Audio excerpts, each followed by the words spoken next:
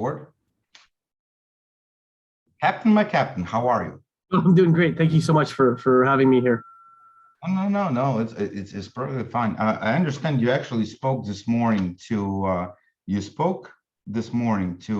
one of our guys who was president of our organization. And you spoke to Patrick. Oh, okay. Yes. Yes. He's a pastor down in Virginia Beach, right? That's right. Oh, wow. Okay. What a small world. I didn't realize you guys were affiliated with each other. Well, absolutely. Pastor actually did serve as a president of our organization. Then, he had some family issues he had to take care of, and he had to concentrate more on that. And because his wife was going through the whole COVID thing, because they were trying to get out of the military, he Yes. had to majority effort behind that. And he created a whole new organization and coalition to fight specifically that issue. So he's one of our guys. Absolutely. We have a really good relationship. And one of my reasons for running is because my friends are getting kicked out of the military. That's one of my big reasons why I'm running, is because of the COVID mandates. I mean, this is the biggest, for me, it's the biggest purge of all Christians out of the military. It is. It's despicable what they're doing. Really, it is. Yeah. People are not paying attention on this kind of stuff. And if you look at it, the military is the last bastion of Judeo-Christian values, because of the UCMJ is based on those values. I mean, we still, adultery and sodomy and all that stuff is still illegal in UCMJ, and so that's why you get rid of those guys, and it's easy to change the rules and stuff. Of course. So, do tell me, what district are you running in? I'm in the Virginia's 10th district. That includes Loudoun County, Rappahannock, Fauquier County, Prince William, and a very little bit of Fairfax County, and then Manassas and Manassas Park. And just bear with me for a second, because. Oh, please do. Yeah.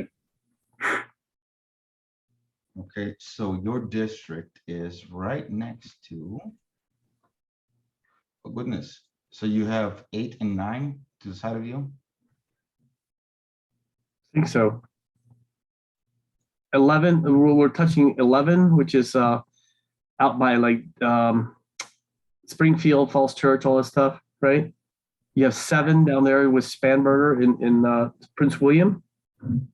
Who else? Then Alexandria is basically just southeast of you. Yes. Yeah. So I have somebody in Alexandria you should absolutely speak with, that was throwing a lot of our effort behind. So that's a different. So all of that being said, I love your name. Oh, thank you. It really messes with me. Okay, I'm gonna be on the Army level. Okay, because I don't know. You probably don't get these jokes. Not with your branch of service, right? You're in Navy, right? I am. Hung Cow. This is a really cool name. You're a hung cow. You can't make this up. I love it. Okay. You should see my coin. My coin actually has a cow hanging from my EOD pin from noose. Then my men made those the stencil of that, and they spray painted all over Iraq and Afghanistan. That's pretty funny. You can't make this stuff up, and I'm glad we could talk amongst ourselves like brothers and actually not this kind of stuff. This is really cool. You can't make it up. Okay. Yeah. You're really so. But do tell me. So you're running in tents. Okay. Yes. And are you running against any other veterans? I am. There's John Henley, who is a Air Force. He's a Space Force kind of guy, NRO. And then there's this new guy that just declared. His name's Dave Beckwith. He just declared. And then. Okay, hang on. Give me the name real quick again. Okay, so John Henley, Henley. Okay. And then David Beckwith, Beckwith. Okay. So he's also an Air Force NRO guy. And then this guy, Paul Lott, Lott.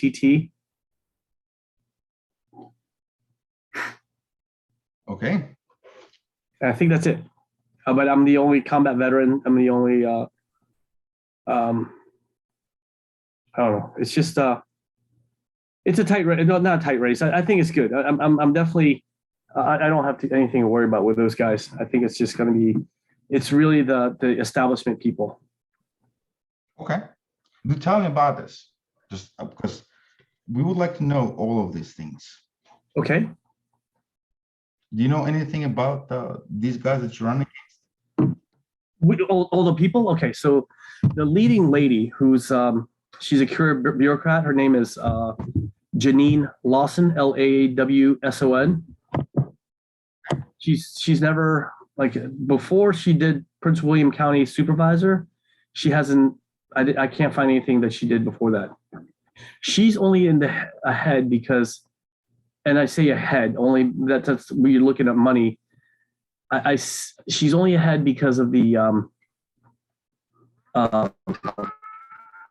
she's only ahead because really she started declaring back in July of last year. Okay. And then there's this other guy. His name is Brandon Michon, Michon. He's a investment banker from New York that moved down here during the COVID, but he's not very conservative. He got named notoriety because during the whole thing with the Loudoun County School Board, he got in front of the school board and started yelling at them, and he, the news liked the sound bites and they put him up there. But really, he's not conservative, and he's not. He even said at one of the meetings that he doesn't see anything wrong with members of Congress trading stocks. And you're like, oh my gosh, are you kidding me? Let's see, who else? I mean, there's just so many people, but most of these guys just don't belong in this race, to be honest with you. I mean, this school board member, this guy declared last year also. He's first to declare. He just has no personality and just no presence. Running your race, it seems like there's a bunch. Yeah, but I got a lot of these guys. Honestly, I'm telling you right now that most, or if not all of them, really don't belong in this race.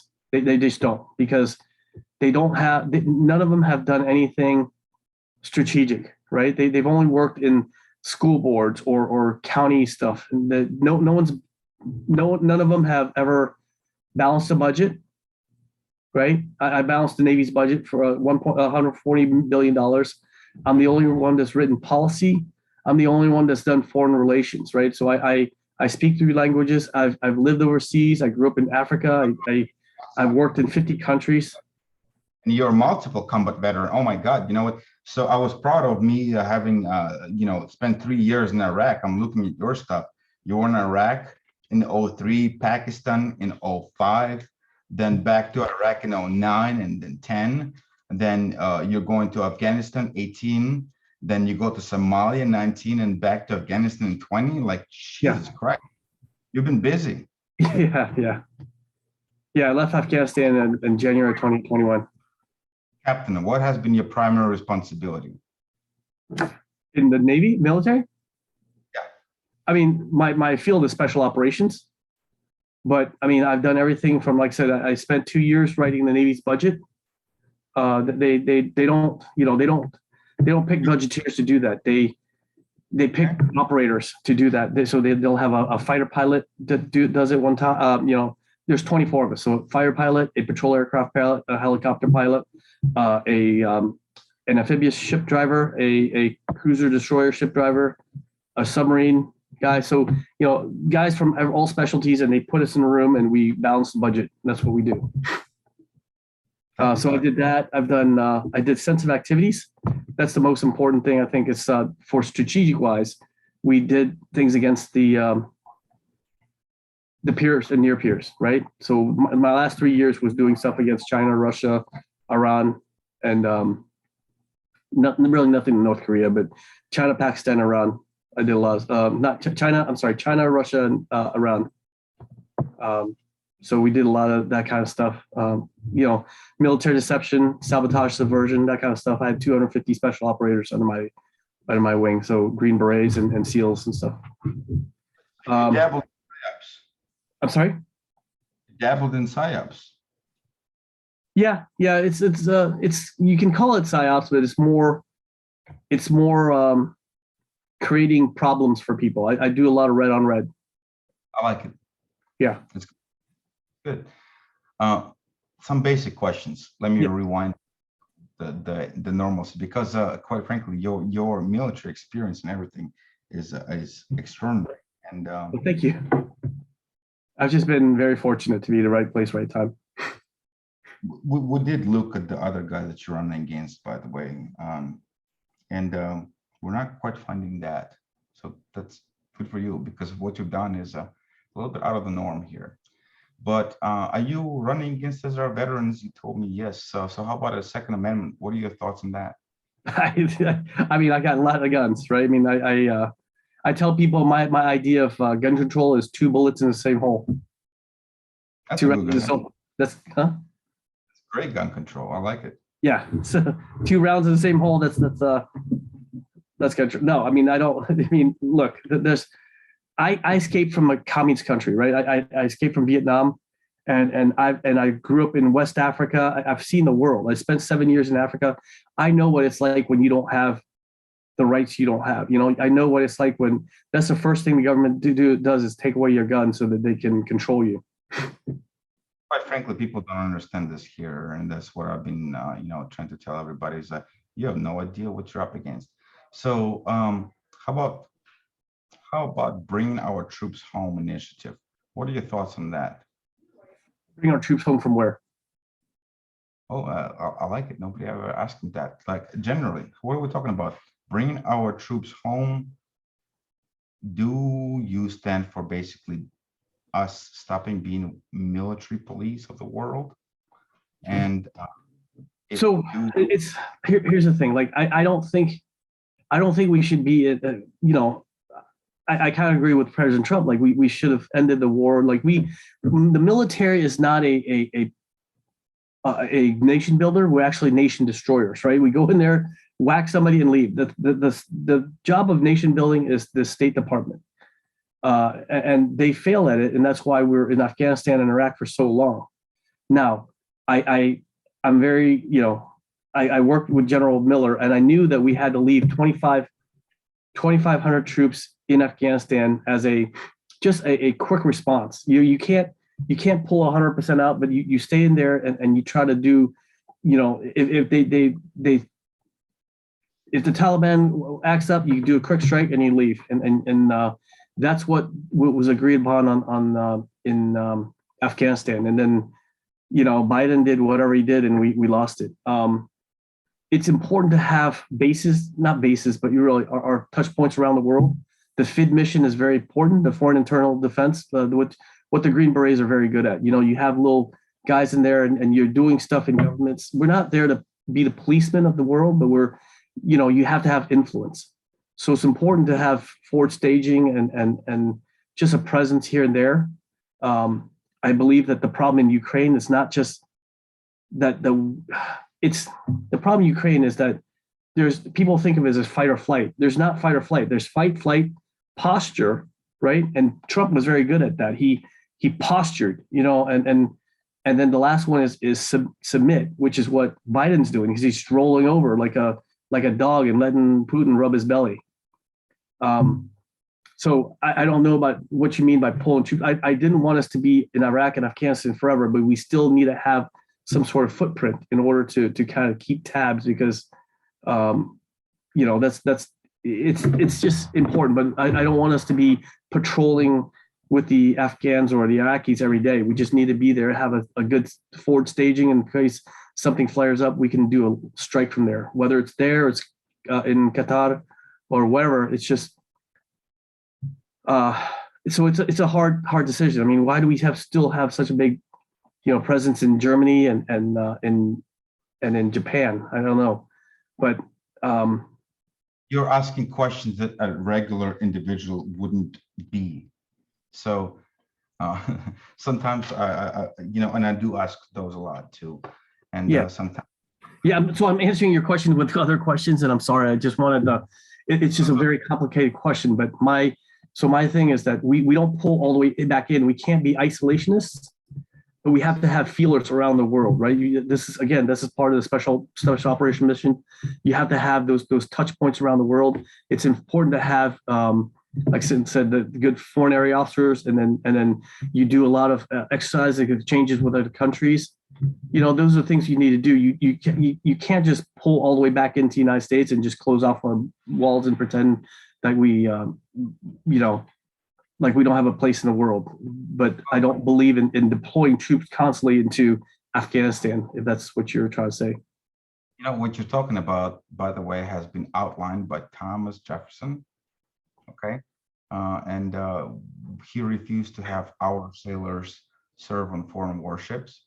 It's not that he was isolationist, but he believed in non-interventionist approach until we know everything that needs to happen and until we're ready to on our terms. Yes. So quite, this is what a lot of our guys are coming back to is Jeffersonian, the original founding fathers approach with our military. And it's funny because it seems to be just the way to go. Now, people think the veterans are going to be like warmongers, but I think it's the opposite, right? We're of all people who've seen death and destruction. War, we understand what it takes. We don't want that. People fail to see that. Yes, but if we go to war, then take the gloves off and let's go to war and destroy whoever it is and come home. Because current rules of engagement are garbage, okay? Because we're not fighting nations anymore. We're fighting guerrilla warfare all the time. And that's what's happening. Yeah, look, we think on the same brainwaves. And quite frankly, no, most of our guys agree with this kind of approach is because we're not fighting wars anymore. We're fighting proxy and engineer wars, and we're there to deploy our guys to parade for some politicians. Look, we're not really fighting. Yes. And if we're not really fighting, why the fuck are we there? Right? Exactly.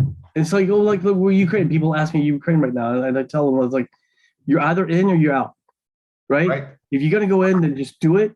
But if you're out, then butt out. Like, don't tell them like tell them like, well, we can't give you the MiGs because it might start World War III. But then they come back and say, well, the MiGs were insignificant and can't help. Well, if it's insignificant, why would it cause World War III? So you're talking out yourself.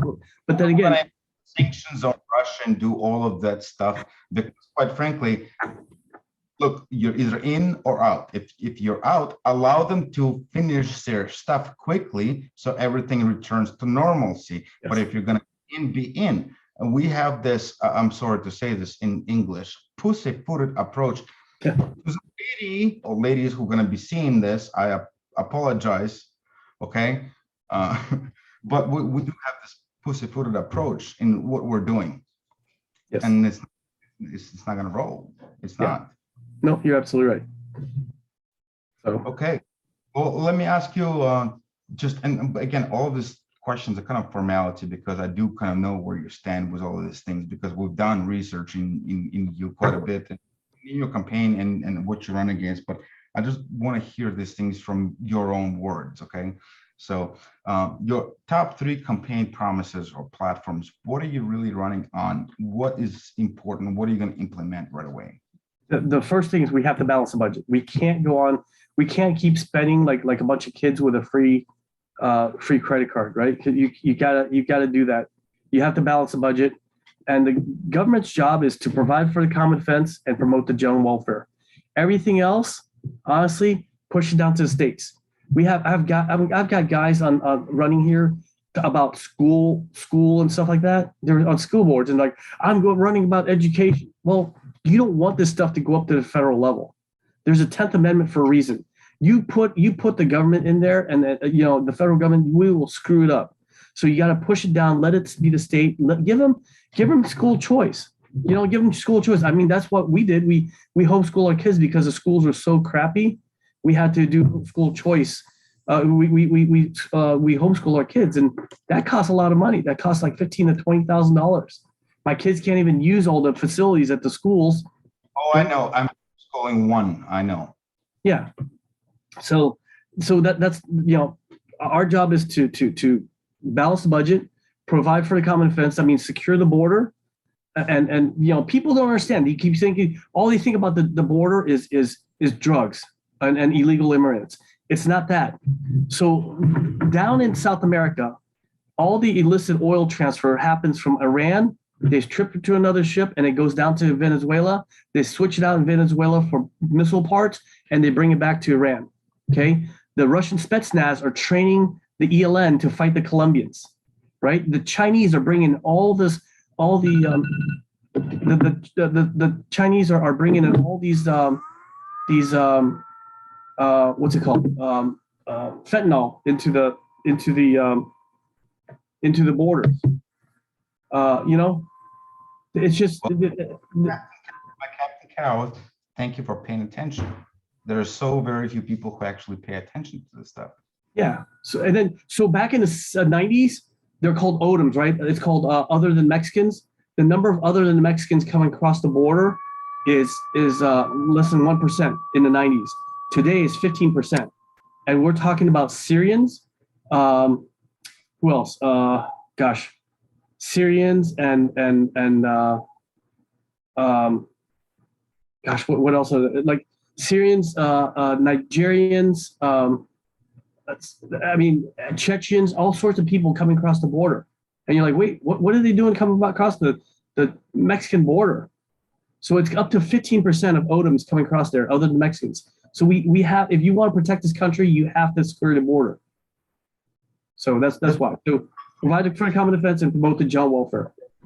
No, but you're on point. This is kind of how our organization got founded way back when. Just to give you a little bit of point reference, sometime in 2016, when Trump announced he was running, and way back then, I didn't know squat about politics. I was just freshly out of military, and I established for myself a small real estate business to where I was helping veterans become homeowners, and I did good. I helped over 100 veterans become homeowners, close to 200. But I realized one day that no matter what I'm doing, it's not good enough, because our people clearly have a problem, and it's a pathological problem. Okay, so we have to fix it at the root level. Yes. Not try to put a Band-Aid on it. Yes. So I decided back then that I want to get involved in politics one way or another. So I looked up the local races and looked up at state races, and I quite frankly realized that I have no chance, not with my accent, because I still do have an accent. You hear it, right? So, I try to mask it sometimes, maybe I could just have like from Boston, but I do have an accent. And my name is a clear giveaway, because anybody sees my name, the first thing they think is Putin. And I'm great. But to Russian dictator, supreme overlord, but quite frankly, he's doing good for his people. And, and that's quite what Trump was trying to get at, which is, I appreciate a lot, because, hey, your country first, right? Yeah. Yeah. Establish that we could have business relationships. But instead of all of this, we are spending an obscene amount of money on trying to submerge other countries and get our interests in there. Right. And that's kind of where, we're supposed to come in as liberators of the world, about freedom, about civility, about honor and integrity, right? And at the same time, we're coming in as with, the back thought and the back process of, we're going to try to subvert you one way or another. And every time we get involved, we get Libya or Syria, right? And people want that. So, and this is quite frankly, and we keep trying to push our views on them, right? Right, exactly. And that's been the problem, See, for you and me as, immigrants from other countries, we see that. A lot of people do not. They see it as like, hey, I'm an American, we have the best way of living, we want to just everybody to be free and happy and have a democracy. Well, it doesn't quite work that way. You cannot force somebody to be free. No, they don't understand it sometimes. Right. It has to be their choice. Yes. So And sometimes they just don't understand it. That's the thing. It's like you're pushing things like in Afghanistan, they're pushing things that these people don't understand. I mean, they're so worried about women's rights, like, and it's important, obviously, but Right, they'll but never. It's just that concept is not even there, not even in a dialogue within the people. yeah, and we're worried about how many female police officers we push through the police academy. I'm like, oh my gosh, I'm just trying to keep them from not raping young girls and selling them off for bride at 13. Thank you. It's like, Thank you. yeah. Okay, so you get this, and it's a good thing, but you know, again, it takes people like cultural references like we do. And again, I do attribute a lot of my, you know, where I am today in life. And again, I'm nobody special. I'm here just because I'm needed to be here, because I have a set of skills and a set of connections, and we're all in it together. And I was in the right time in the right place.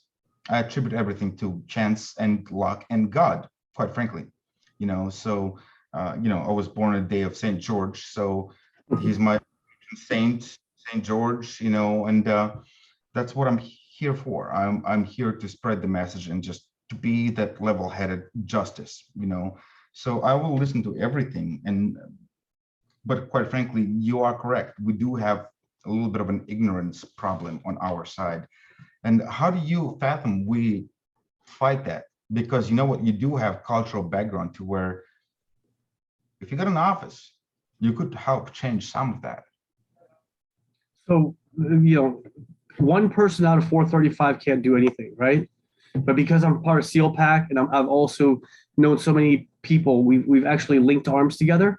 So now we're 15% of the Republican vote. Like I'm already working with members of Congress, right? So Rodney Jackson and Mike Waltz down in Florida and Brian Mast and Rick Crawford. Like these are people I've known for years. And you go in there as a unified body and say, no, you have to listen to us, because I'm not just one of 435, I'm one of 15%. Right. And so that's now it's a different, it's, you know, and then we'll meet that stupid squad with a platoon and we cut it down, you know? That's what we'll kind of have to do here with our own stuff, because quite frankly, whenever people hear conservative, they hear white rednecks, right? So we had to make a coalition with our Blacks, with our Latino community. And this is what really it entails to. But I think overall, you're on the right track with all of this. That's just my perspective, because again, and I'm the only minority running. I'm the only minority running in an area, a district with 44 to 48% minorities. You claim a minority status? How dare you? No, but see, that's what I'm telling them. Is like you're Chinese. You're practically white. No, you get the general ignorance level. I'm being funny. Well, what I told the NAACP was like, I grew up in Africa, so I'm actually I'm actually African American. Black Chinese. How dare you? Yeah. Oh goodness. Okay, listen. I like Captain. Okay, this is great. Let me close out with just a couple basic questions that I have to answer here. How about our southern border? What is your feeling? What do we have to do with the dreamers? And just hey, I got dreams. The only person that can tell illegal immigrants to get in the back of line is immigrants like you and me. We say, hey, get in the back of line. I waited in line. I waited in line for 7 years. So we're the only ones that can do that. Yeah. You know? But frankly, you know, when I got my citizenship when I got my orders to deploy to Iraq. Then I turned back and I said, hey, I'm deploying. Give me my citizenship. Yeah. By the way, you got those orders, I volunteer. Yeah. Okay. So. No, that's awesome. Anyway, so is there anything negative or defamatory in your past? I hope not. I have a TSSCI, so. Okay, fantastic. So I mean, listen, I've had a TSSCI for years, so I mean, I would hope not. Right? Yeah. I mean, there's that's they should have. I mean, like I said, they should be able to find anything that's wrong with me. I'm only thinking about the next thing right now, because quite frankly, I would like to spend some time with you in person. Yeah, let's do that. You tell me a little bit about your race. I want to understand about your race, because remember, you're not speaking to me right now, and I'm just kind of a voice. and I'm an entertainer to our group because they're gonna Yeah. watch the video and they're gonna get to understand and try to learn who you are, hopefully through hearing this through me, right? So Yeah. I'd like to understand about your race in particular. Okay. So the hardest thing for me for the race is going to be the primary, right? Because just because there's so many people, and you have a woman who's out there who's been out there for since July of last year. You have this guy. He had 10 minutes of fame. Not even 10 minutes, 60 seconds of fame. So that's going to be the hardest thing is the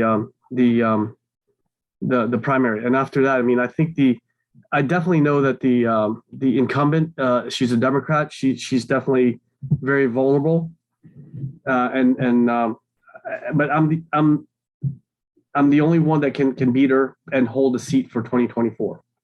Again, there's a 44 to 48% minority group in this area, and what I tell the Republicans is like you have to change the you really have to change the way the narrative, right? Because they're going to keep saying white supremacists or racist, whatever. You put someone like me in there, it's going to throw them off their kilter. So that's why I know, I'm a combat veteran. I'm an immigrant. I mean, I check all the blocks, but I'm also, I think like you, I'm a conservative, and I believe in this country, and I put America first. And you take a step back and you actually look at the bigger picture. I got that about you. First thing in the military, we have to, right? I command people from both sides. I can't just say, no, we're going to go hard right. But you look at the things, but at the end of the day, I think everybody agrees. When I talk to Democrats, they all agree. We just want to be left alone, right? Stay away from my church, stay away from my home, stay away from my kids, and leave me alone. And definitely stay away from my guns, but leave me the hell alone. I think all the Democrats agree with that too, especially these last few years with COVID. They agree that we need to the government overreach is too powerful. We'll see. Propaganda on both ends, and quite frankly, we don't know how many of them are just way beyond. But it's okay. I've seen this happen before, and I've seen this happen before with polarization. Mm-hmm. I gotta tell you, it's not always the prettiest thing, and I've also read about it before, how it happened in Russia, in the coming of the Soviet Union, because they had the revolution in St. Petersburg. And you remember there was a civil war there that lasted for almost a decade. And it's an interesting thing with everything that's happening history-wise, because people always say that we're the red wave. We are here to bring the change. See, our community sees themselves as revolutionaries, right? Mm-hmm. To the regime of darkness. And I agree, there is a regime of darkness, right? But quite frankly, there is something that I've realized a little bit ago, is the true revolution already happened. They got the media. Yes. Quite frankly, they got almost all of the laws, and they've been dictating on a smaller level from school boards up, and it's hard to fathom, and that's a battleground that we are not winning, not just yet, because people are not waking up. It's a local battleground we have, John, if we really got involved. But it's to the point now to where we need to start waking people up on a massive scale. And we're not talking about your average individuals who go to 9-to-5 jobs. We're talking about guys like you and me and your business owners and people who make society tick. Because if you think that 9-to-5 makes society tick, it's really not. Because without the local business and everything that it brings into community, nothing would work. And they're squeezing that middle class out. Yeah. So what we do is reinforce the middle class by any means necessary. And unless we do that, we are at the prospect of being in the 1941 Germany soon. Mhm. You get the reference. Oh, right? I know exactly. Yeah. Most people will not. And that's a problem because we're not teaching history anymore. So I don't know what to do with this, but I do know that the only way we can counter this is with something that I have been patiently and passionately helping build through the last 8 years. And this boils down to people like us. Yes. People who have served like you, but we're also talking about our first responders. Mhm. Police officers and firefighters and the EMTs, they have served too. Maybe not in the same way as you and I, but they have seen things. Yeah. My wife's an EMT. She's a volunteer EMT. So, she's seen things. And then the police officers are fed up, right? And so the sheriff and I are very good friends. That's why I'm saying, look at our logo. You see our logo right here on what is it, left of me? Mhm. Look at it. It's a veteran, it's a firefighter, and it's a police officer. Yeah. This is Veterans for America First, because quite frankly, we want to call all of people who have served our nation to be a veteran, because firefighters and police officers, they're in the risk of losing their life every day. Yes. At less casualties than we usually experience, but nonetheless, you get it. So that's what we're about. We want to come in as a uniting group for all facets. Yeah. Absolutely. And this is why guys like you are very important. And back you. And we will do everything we can. Okay. So I'm going to submit this video to our board. Whether or not you're going to win, I don't know. But I can tell you one thing. Never stop fighting. And if for whatever reason, by any chance you do not win,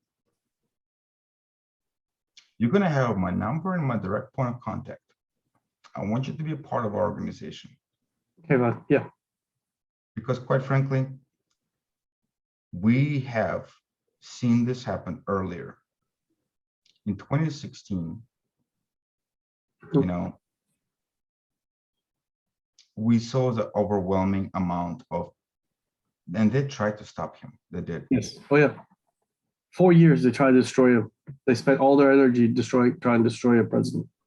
Later on, we had people running in things just like this one. We had the midterms of 2018, right?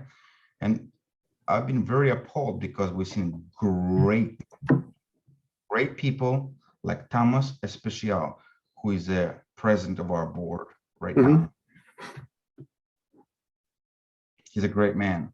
Yeah. He's also with Chasing Freedom for Virginia. Chasing Freedom, Virginia. Yeah. He's a president of our board. Oh, wow. Okay. You didn't know?